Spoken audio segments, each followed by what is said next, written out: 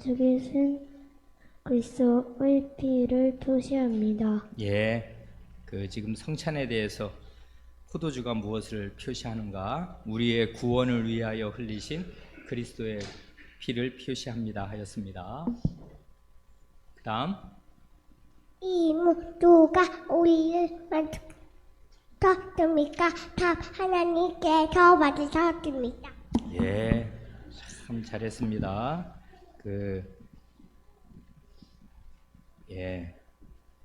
저기 어린이 군대에 온 것 같습니다. 아주 그냥 씩씩하기가 이를 데가 없이 누가 우리를 만드셨습니까? 하나님께서 만드셨습니다. 여기 우리 초학문답에 하나님이 만드셨습니다. 그런 초학문답도 있는데요. 이게 예전 번역은 하나님이 세상을 이처럼 사랑하사 독생자를 주셨으니 이러잖아요. 하나님이 이런다고요. 왜 그래요? 선교사들이 맨 처음에 이걸 번역을 한 것입니다. 선교사들은 누구예요? 외국인들이라고요. 우리나라 존칭 어미를 잘 몰라요. 그래서 성경에 하나님께서 이래야 할 말을 하나님이 예수님이 이렇게 한 것입니다. 그래 우리는 그 성경의 영향을 이제 결국 받을 수밖에 없으니까 존칭 어미가 많이 생략된 그런 이제 말들을 하기도 합니다. 그래 어쩔 수가 없어요. 말은 말이니까 습관이 되면 그게 입에 박히거든요.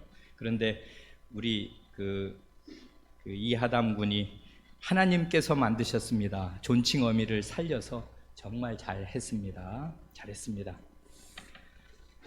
이렇게 이제 우리 이형진 군이 거의 이제 초학문답 이 암송이 끝나가는데 바통을 이어받아서 또 새로운 주자가 나와서 매주 우리가 어린 사람 입에서 진리 고백하는 것을 들으니까 참 기쁘고 좋습니다.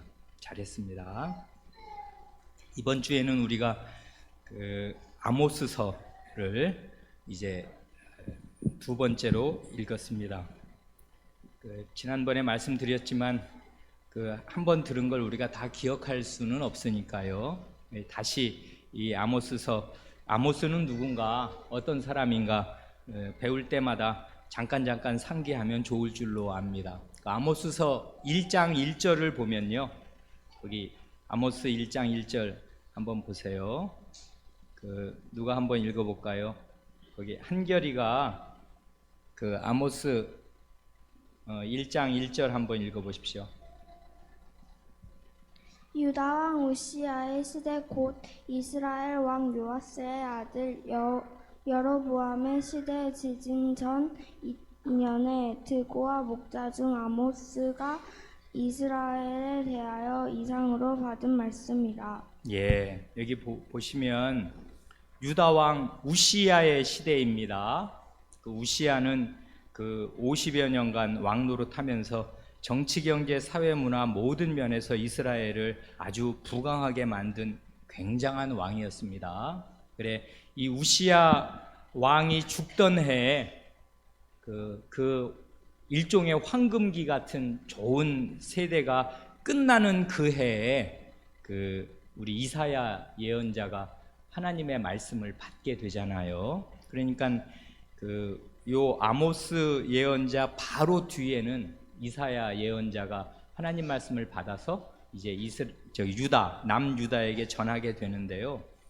이 아모스 예언자는 조금 특별한 예언자인데 왜 그러냐 하면 여기 보면 드고와 목자거든요. 이분이 직업이 목자예요. 그리고 뽕나무도 치고 하는 말하자면 농부입니다. 목축업자이고 농부인데 이 드고아는 어디냐면은 유다 수도가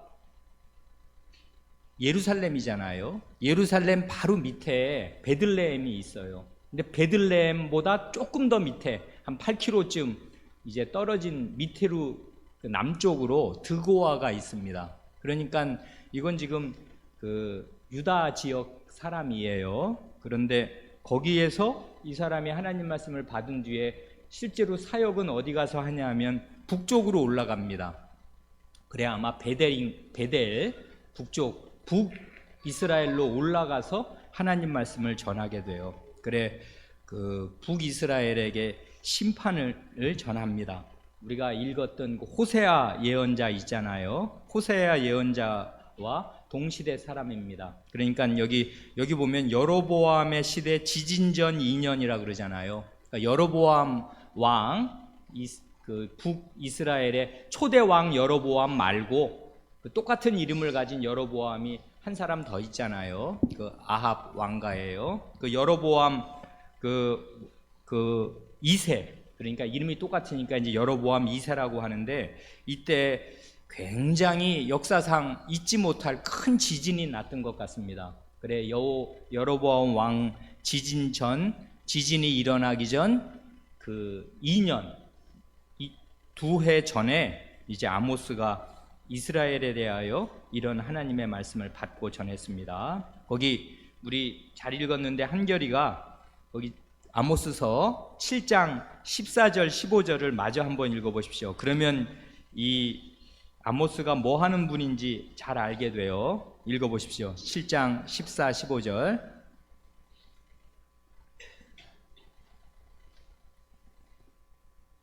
아모스가 아마샤에게 대답하여 이르되 나는 선지자가 아니며 선지자의 아들도 아니라 나는 목자요 뽕나무를 재배하는 자로서 양떼를 따를 때에 여호와께서 나를 데려다가 여호와께서 내게 이르시기를 가서 내 백성 이스라엘에게 예언하라 하셨나니. 예, 잘 읽었습니다. 여기 보시면 그 아모스가 아마샤에게 뭐라고 말하잖아요. 이 아마샤는 누구냐 하면 베델의 제사장입니다. 베델의 왜 그 이스라엘 북이스라엘의 초대 왕 여로보암 때부터 거기에 금송아지, 베델과 단에 금송아지를 세워놓고 이게 여호와 하나님이다 이렇게 해서 섬기라고 한 그 죄가 이스라엘 북이스라엘 망할 때까지 그치지 않았잖아요. 그래 그 베델에 그 송아지 단이 있고 거기서 제사를 드리면서 자기들은 하나님을 섬긴다고 하니까요. 거기에 제사장이 아마샤입니다. 이 아마샤 제사장에게 그 아모스가 말한 것입니다. 이 아마샤가 이 아모스를 함부로 대하니까 그에 대해서 이제 자기 변명을 하는데 나는 선지자가 아니고 선지자의 아들도 아니라고 합니다. 좀 이상하지요? 아니 지금 이건 아모스는 선지자 맞는데 왜 선지자가 아니라고 하냐면 말하자면 직업적인 선지자가 아니다 그것입니다. 그러니까 왜 사무엘 시대 이래로 이스라엘에 그 선지자 학교가 있어요. 그러니까 이 사람은 정식 신학교 나온 사람 아니다 이런 뜻이겠습니다. 왜 그러냐면 그 엘리야 시대에도 그 선지자 생도들이 있잖아요. 북이스라엘은 이미 제사장들이 없어졌거든요. 남쪽으로 내려와 버렸습니다. 그래 하나님 말씀 정상적으로 배울 수 있는 그런 사람들이 없어졌어요. 그래서 하나님께서 이 북이스라엘에 이제 이 시대의 어려움을 알고 나라의 어려움을 알고 엘리야 같은 사람, 엘리사 같은 사람은 이제 이 하나님 말씀 전하는 사람들을 따로 이제 훈련도 시키고 그랬던 것입니다. 그래 이제 그 선지자들이 있고 또 선지자의 아들들은 어려서부터 아버지 밑에서 하나님 말씀 잘 배우니까 또 이제 그 하나님 말씀 맡아서 가르치는 사람이 되고 그랬는가 보지요. 그러니까 그런 사람들이 이제 있었는데 나는 그런 사람들에 속한 사람 아니고 그냥 나는 뭐냐면 목자고 뽕나무 배양하는 사람입니다.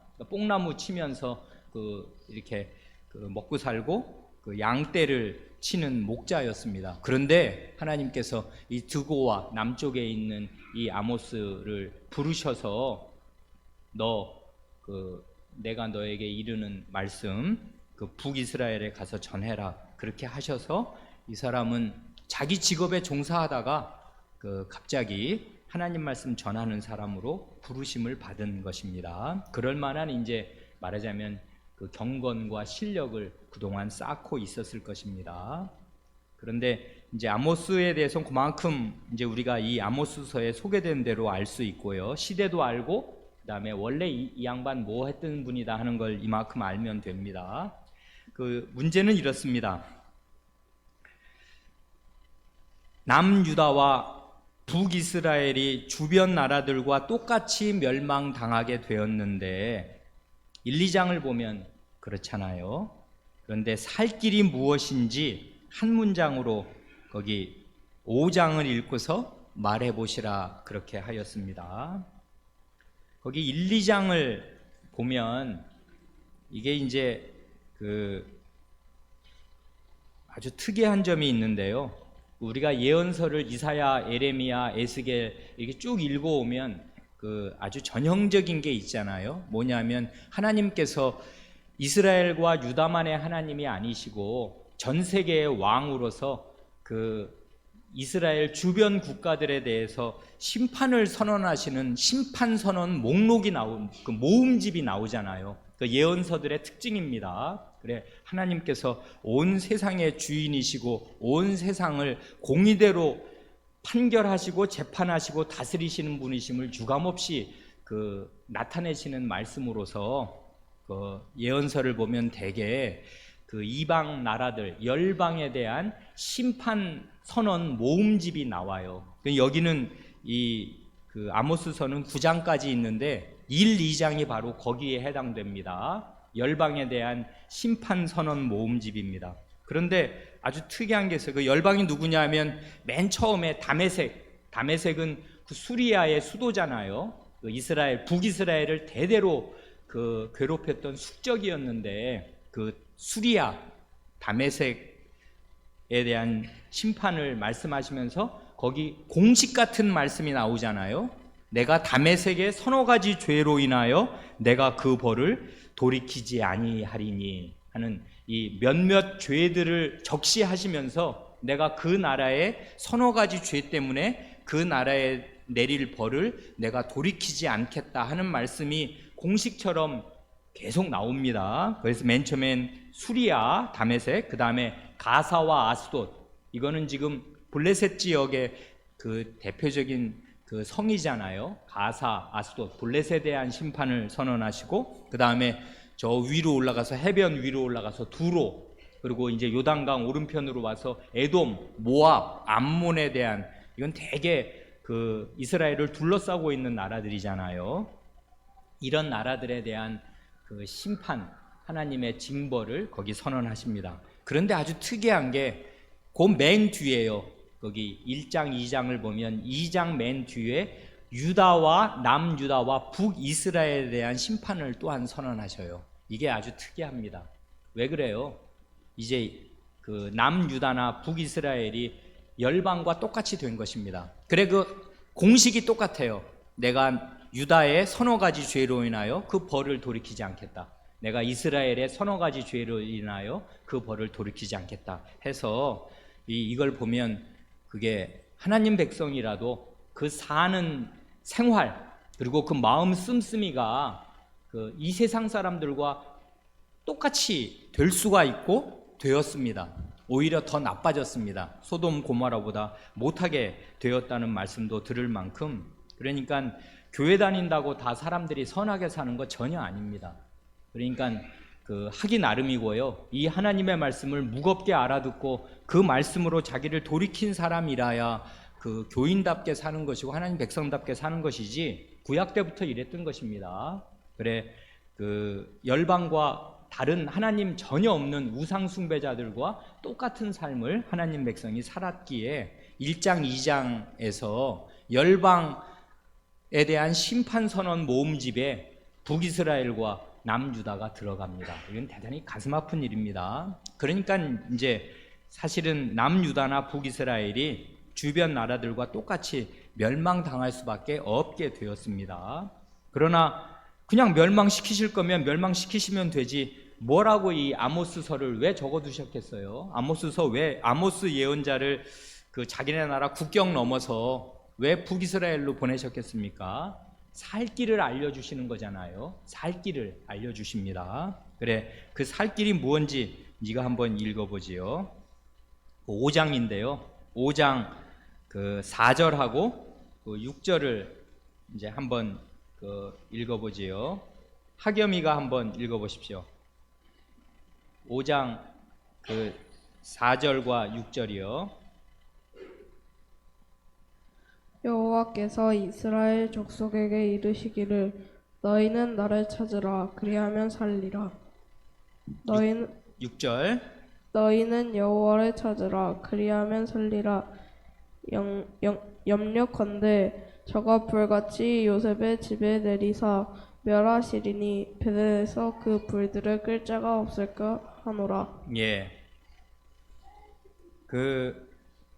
이건 뭔지 금세 아시겠지요? 4절과 6절을 읽으면은 살 길을 북이스라엘 사람들에게 일러 주십니다. 북이스라엘 집을 가리켜서 요셉의 집이라고 그러잖아요. 그 요셉의 두 아들, 에브라임과 문하세와 에브라임이 그 요셉의 아들인데 그게 북이스라엘을 대표하는 지파니까 북이스라엘을 가리켜서 요셉의 집이라고 말씀하시고, 특별히 그 베델에서 그 불을 끌 자가 없다 하는데 베델이 그 우상 숭배의 본거지란 말이에요. 베델과 단이. 그러니까 하나님께서 그 우상을 섬긴 그 북이스라엘 전체에 진노하실 때 특별히 베델이 쑥대밭이 되겠습니다. 그런데 그렇게 안 되게 하려면 어떻게 하라고 말씀하시냐면 나를 찾으라 하십니다. 하나님, 여호와 하나님을 찾으면 살 것이라고 2번 너희는 여호와를 찾으라 그리하면 살리라 하십니다. 여기 참고 구절을 쭉 드렸잖아요. 그럼 이게 답을 쓰긴 쉬운데 하나님을 찾으면 되는데 이게 어떤 문맥에서 지금 이 말씀을 하시냐면 거기 4장 6절로 11절을 바로 앞장이요. 쭉 읽으면 이게 아주 이 가슴이 아픈데 4장 6절부터 쭉 읽으면 어떻게 되냐면 하나님께서 그동안 이게 벌써 몇 대째예요. 이게 이스라엘의 역사의 중간쯤이란 말입니다. 요 때가 여로보암 2세 때가, 그러니까 초대 왕 진짜 여로보암 1세에서부터 요 여로보암 2세 때까지 올 때 여로보암, 나답, 바하사, 엘라, 시므리, 오므리, 아하시야 이렇게 쭉 내려오는 요 왕가에서 이 사람 지금 예후 왕가네. 아합 왕가가 아니라 이제 예후 왕가잖아요. 여로보암 2세는 이 예후 아합 왕가를 지나서 이 예후 왕가에 올 때까지 이 우상 숭배에서 벗어나지 않았어요. 그래서 하나님께서 계속 이 사람들에게 이런저런 징계를 많이 내리셨는데 거기 보면 징계 내린 목록이 쭉 나옵니다. 요약하면 언제든지 마찬가지인데 그 멸망 3종 세트라고 할 만한 칼과 기근과 연병입니다. 칼은 전쟁이고요. 기근은 먹을 거 안 주시는 거예요. 가뭄을 보내서. 그래서 생활하기가 대단히 어렵고, 그다음에 연병, 전염병이 돈다고요. 지금도 전염병 대단히 무섭지 않습니까? 뭐 A형 독감이 요즘에 돈답니까? 그런 겨울이 되면 그렇고, 또 뭐 돼지열병 같은 거 그런 거 돌면 정말 뭐 중국에서는 뭐 돼지를 1억 마리를 도살했다든가 그러잖아요. 대재앙이지 않습니까? 그런데 그런 짐승과 사람을 상하게 하는 전염병이 돌면 이게 속수무책이란 말입니다. 그래 하나님께서 그런 것을 계속 내리셔요. 이 자기 백성을 이제 회초리를 때리시고 정신을 차리시게 하려고. 그래 여기 보면은 양식이 떨어지게 하였습니다. 기근을 보내셔서 이 백성이 괴롭게, 그래서 죄를 깨닫도록 양식이 떨어지게 하였으나 너희가 내게로 돌아오지 아니하였느니라. 이 말이 4-5번 계속 나옵니다. 그 다음에 추수하기 3달 전에 비를 멈추어서 어떤 성읍에는 비를 안 내리셨어요. 그런데도 너희가 내게로 돌아오지 아니하였느니라.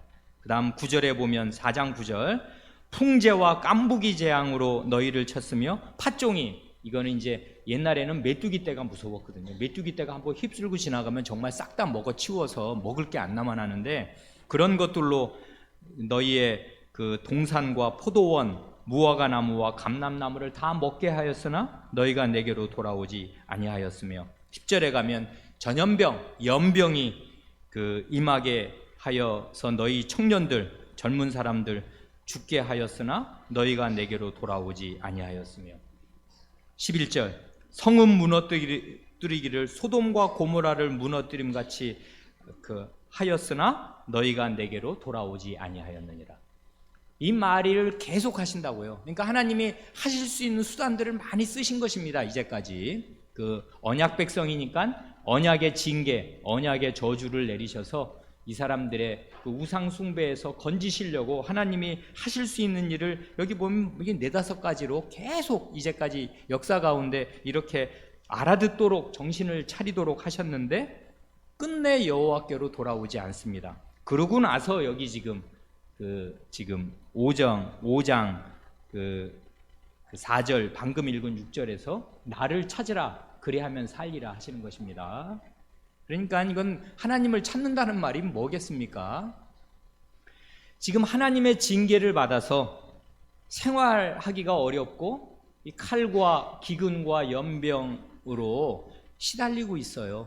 이러면 자기 생활 가운데 생활이 대단히 어려우면 이게 왜 이렇게 됐나, 하나님 백성인데 내가 왜 이렇게 어렵게 살게 되었나를 생각하고 자기 죄를 알고 돌이켜야 됩니다. 이건 국가적으로 전 민족적으로 돌이켜야 되는데 이 회개하고서 하나님께로 돌아와야 되는데 그러지 않은 것이에요. 그러니까 하나님께서 이제 살 길을 일러주시는 것입니다. 여호와를 찾으라고, 그러면 살겠다고 하나님께서 말씀하십니다. 또 하나 거기 읽어볼 말씀이 있어요. 그거 한번 읽어보죠. 거기 5장 14, 15절 한번 성은이가 한번 읽어보십시오. 5장 14, 15절. 너희는 살기 위하여 선을 구하고 악을 구하지 말지어다. 만군의 하나님 여호와께서 너희의 말과 같이 너희를 함께 하시리라. 너희는 악을 미워하고 선을 사랑하며 성문에서 공의를 세울지어다. 만군의 하나님 여호와께서 혹시 요셉의 남은 자를 긍휼히 여기시리라. 예, 5장에서 살 길을 이렇게 일러주시잖아요. 그러니까 어려움을 당할 때 자기의 그 죄에 대한 하나님의 징계를 깨닫고 돌이켜서 회개하고 하나님께로 돌아오너라, 하나님을 찾아라, 그러면 산다 하고 알려주시면서 하나님을 찾는다는 말이 그러면 생활에서는 어떻게 나타나야 되나를 가르쳐 주십니다. 그건 뭐냐면 너희는 살기 위하여, 이 살 길을 일러주시는데요, 선을 구하고 악을 구하지 말라 하시고 15절에서도 악을 미워하고 선을 사랑하라 하십니다. 이건 지금 뭘 말하는 거냐면 고바로 다음에 성문에서 공의를 세울지어다 하시는 거잖아요. 이건 생활 가운데에서요, 이웃에게, 자기 형제에게 선을 행하고 악을 행치 않아야 한다, 이렇게 말씀하시는 거잖아요. 지금 그렇게 되면 이건 뭐냐면 이게 신약의 용어로 하면 세례자 요한이 그렇게 말하지 않습니까? 회개하고 회개에 합당한 열매를 맺으라, 그렇게 말하잖아요. 그래서 너희 로마 군병들 회개하러 지금 세례 받으러 왔어? 그러면 너희는 함부로 사람에게, 그 로마 군병들은 권력이 있고 그 무력이 있으니까 사람들을 함부로 대했단 말입니다. 그렇게 함부로 대하지 말고, 그리고 사람들 그 돈 그 힘을 가지고 돈을 뺏어 가지고 자기 받는 그 월급으로 만족하지 않고 돈을 그 점령지에 와서 돈을 뺏고 그랬는 모양이죠. 그러니까 너희 받는 월급으로 족한 줄로 알아라. 이게 회개한 사람의 그 회개의 열매란 말입니다. 그러니까 회개는 하나님 앞에 하나님 잘못했습니다, 이러는 게 회개고 하나님께 돌아오는 게 회개지만, 그렇게 말하고 마음을 한번 먹는다고 회개가 되는 게 아니란 말이에요. 회개는 진실해야 한 것이고, 그러려면 자기 생활로 회개의 열매가 나타나야 돼요. 그러니까 여기 보면 살려면 하나님을 찾고 하나님께로 돌아와야 되는데, 그 회개가 진실한 것임을 입증하는 생활의 변화, 생활의 열매가 있어야겠습니다. 그게 뭐냐 하면 선을 구하고 악을 행치 않는 거예요. 이웃에게, 이웃을 합당하게 대하는 것입니다. 사회적인 불의가, 이 우상숭배자들은 생활이 아주 뻔하거든요. 왜냐하면 우상숭배자는 결국 자기중심적이니까 우상숭배자가 되는 거니까요. 자기밖에 모릅니다. 그리고 사회적으로 빈부격차가 대단히 심하고요, 가난한 사람이 살 수 없는 사회가 되거든요. 그게 우상숭배자들의 사회의 특징입니다. 오늘 우리 한국이나 다른 여러 선진국들도 점점 이런 데로 가요. 부자는 저렇게까지 살 필요가 있을까 싶을 만큼 너무너무 잘 삽니다. 가난한 사람은 정말 먹을 것이 없게 됩니다. 요즘 같은 세상에도 말이에요. 그러니까 그 우상숭배자들의 사회는 굉장히 잔인합니다. 다른 이웃에게 선을 베풀지 않아요. 악을 행한단 말입니다. 그래, 하나님께서 이건 지금 전체가 하나님 나라란 말이에요. 여전히 북이스라엘도 하나님 나라니까 하나님 나라에서 이런 극심한 빈부격차 가운데 부자가 권력을 가진 사람이 가난한 사람을 못 살게 누르는 그런 악을 행하면 그건 결코 회개한 것이 아니다 하고 알려주시면서 사회적인 선을 요구하시는 것입니다. 그래서 성문에서 공의를 세우라고요. 성문은 재판이 이루어지는 곳이고 장사하는 곳이거든요. 사람들이 많이 시장터잖아요. 성문으로 사람들이 드나드니까 거기에서 그 장사도 하고 재판도 하는 사람들이 많이 모이는 곳인데 거기에 공의가 있어야 돼요. 시장에 공의가 있어야 되고 재판정에 공의가 있어야 할 것입니다. 그러니까 이건 지금 결국은 회개의 열매를 맺으라 그것입니다. 이게 살 길입니다. 그러니까 구약시대 백성이나 신약시대 백성이나 살 길은 하나예요. 자기 죄를 깨닫고 하나님께로 돌아와 하나님을 간절히 찾아야 하고 그런 하나님을 간절히 찾는 그것이 진실된 것임을 입증하는 삶을 자기 생활로 나타내야 합니다.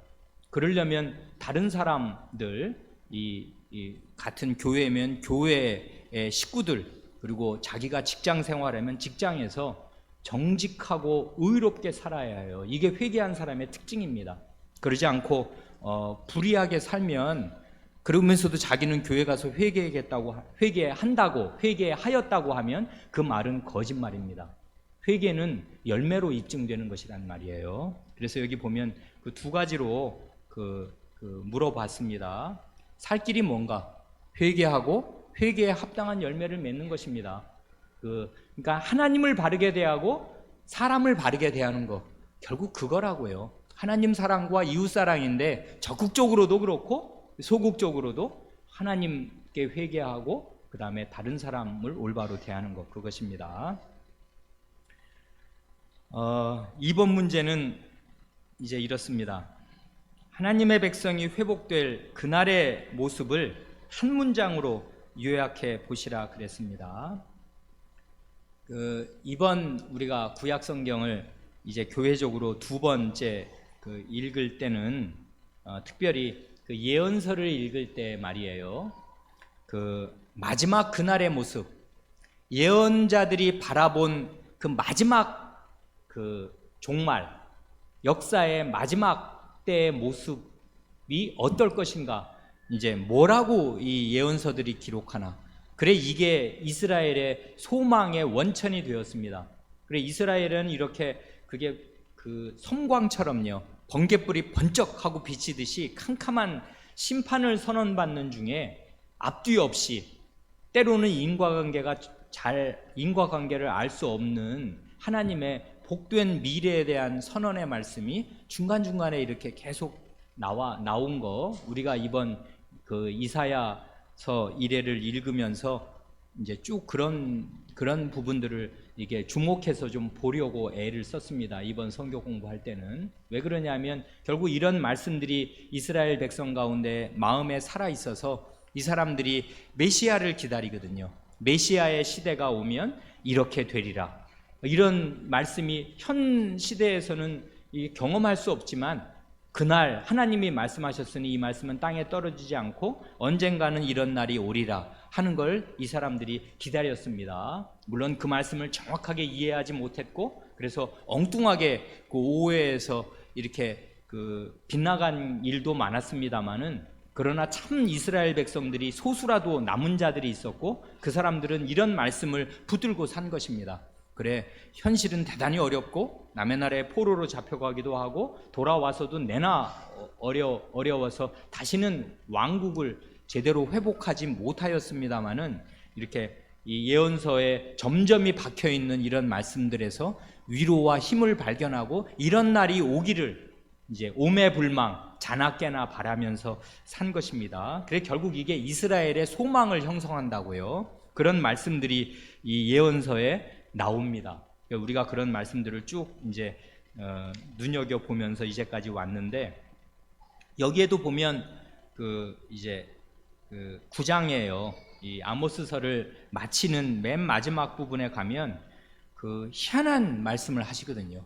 이 아모스서는요, 우리가 첫 번째 볼 때, 그 전체로 볼 때는 이건 분명해요. 전체적으로 북이스라엘은 망한다 이것이고요. 남유다도 더불어 그 악한 일로 말미암아 하나님의 징계를 받고 망한다 그것입니다. 그러니까 성경을 읽을 때는 전체적으로 자기한테 무슨 힘을 주는 구절을 찾는 게 첫째 목적이 아니고요. 그건 성경을 마치 무슨 주문처럼 부적처럼 그 이용하는 그릇된 태도입니다. 성경은 하나님의 말씀이고 자기 마음에 와닿든 와닿지 않든 왕명으로서 하나님이 지금 뭐라고 말씀하시는가 그걸 읽어야 해요. 그러니까 지금 심판에 대해서 그 10절 중에 9절을 말씀하시면 아, 이건 대단히 두려운 심판의 말씀이구나 하고 알아들어야 그게 하나님 말씀으로 알아듣는 것이지, 자기 마음에 와닿고 뭐 좋아하는 구절들 줄치면서 읽는 게 잘하는 것이 아닙니다. 줄치지 말라는 말이 아니고 어렸을 때는 뭐 그렇게라도 읽어야 되겠습니다만은 주안점은 뭐냐 하면 지금 전체 성경에서 요 아모스서면 아모스서 9장에서 하나님이 뭐라고 말씀하시냐, 그걸 한마디로 책을 딱 덮고 아모스서 그러면 전체적인 주제가 뭐야, 지금 하나님이 전체적으로 뭘 하셔 하는 걸 기억하고 있어야 잘하는 것이니까 우리가 첫 번째 읽을 때는 아모스서 전체에서 뭘 말씀하시나 그걸 보려고 애를 썼고요. 그러나 전체적으로 심판만 말씀하시면 그럼 희망이 뭐가 있겠습니까? 그런데 그렇게만 말씀하시지 않고요, 그 점점이 박혀있는 말씀이 있습니다. 그래 이번에 두 번째 읽을 때는 그 말씀을 잠깐 보기를 바라는 것입니다. 거기 9장 11, 12절 그거 한번 읽어보죠. 그 다음에 이어서 13절부터 15절도 마찬가지인데요, 이거 대단히 신비한 내용입니다. 하은이가 9장 11, 12절 한번 읽어보십시오. 그 날에 내가 다윗의 무너진 천막을 일으키고 그 틈을 막으며 그 퇴락한 것을 일으켜서 옛적과 같이 세우고 저희로 에돔의 남은 자와 내 이름을 일컫는 만국을 기업으로 얻게 하리라. 이는 이를 행하시는 여호와의 말씀이니라. 예, 잘 읽었는데 조금 빨라서 머릿속에 잘 안 들어오게 됐습니다. 그날에 내가 다윗의 무너진 천막을 일으키고 그 틈을 막으며 그 퇴락한 것을 일으키고 옛적과 같이 세우고 12절 저희로 에돔의 남은 자와 내 이름으로 일컫는 만국을 기업으로 얻게 하리라. 이는 이를 행하시는 여호와의 말씀이니라 하십니다. 희한하죠? 여기 보면 다윗의 무너진 천막을 일으키신답니다. 이 다윗의 무너진 천막이 다윗의 집이잖아요. 다윗이 이제 물론 나중에는 텐트가 아니라 저기 그 왕궁을 백향목으로 이제 나중에 왕국을 짓고 살았습니다마는 다윗의 무너진 천막 그러면 다윗의 무너진 집이겠습니다. 다윗의 집. 이 남유다나 북이스라엘은 전체로 말하면 다윗의 집이라고 말할 수 있어요. 그러잖아요. 이게 이 왕조니까 그 옛날 조선 시대 같으면 조선 왕조가 무너졌다 그러면 나라가 망하는 거지 않습니까? 그런 것처럼 이건 다윗의 그 나라인데 이스라엘은 다윗의 무너진 나라를 일으키겠습니다.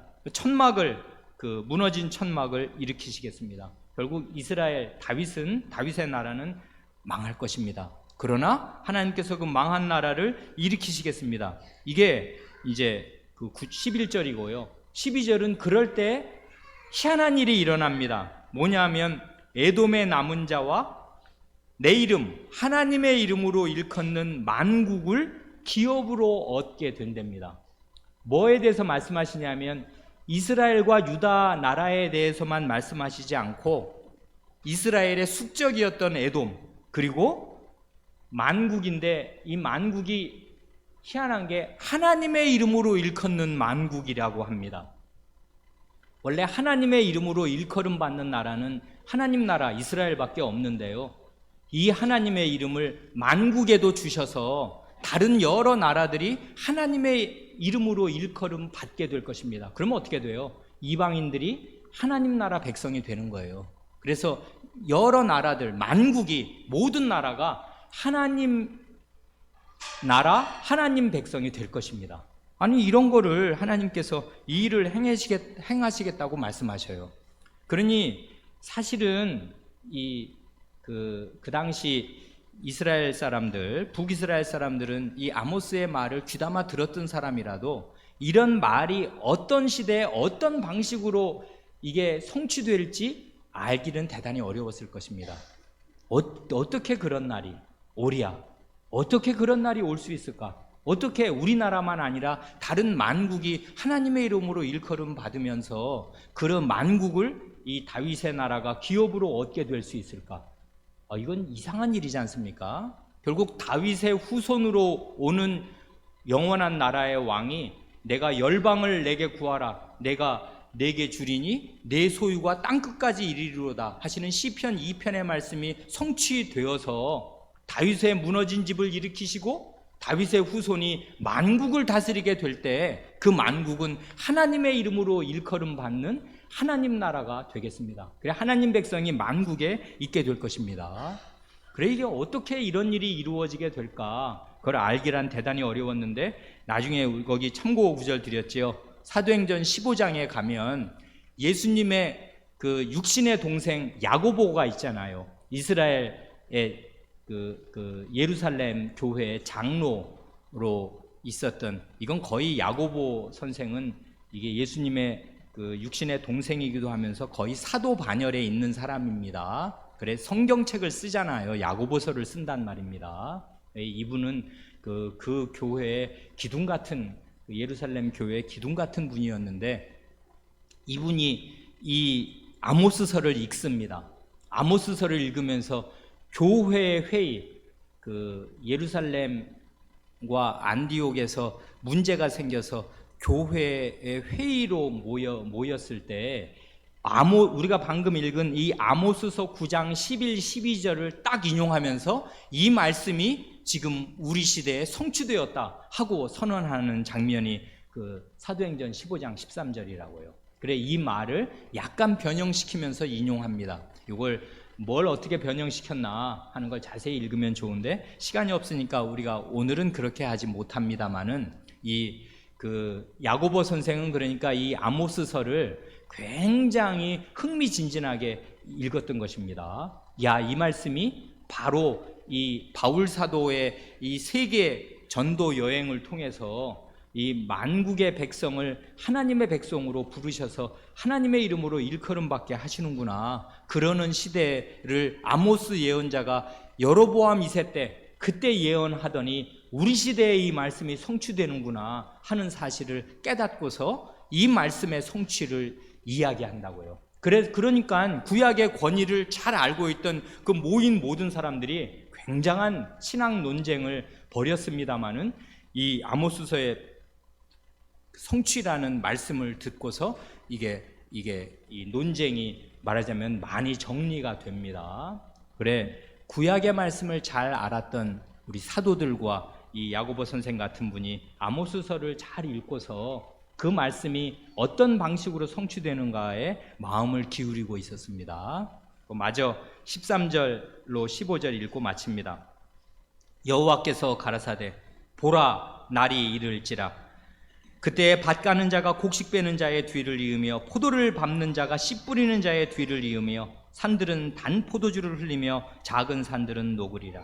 내가 내 백성 이스라엘에 사로잡힌 것을 돌이키리니 저희가 황무한 성읍을 건축하고 거하며 포도원들을 심고 그 포도주를 마시며 과원들을 만들고 그 과실을 먹으리라.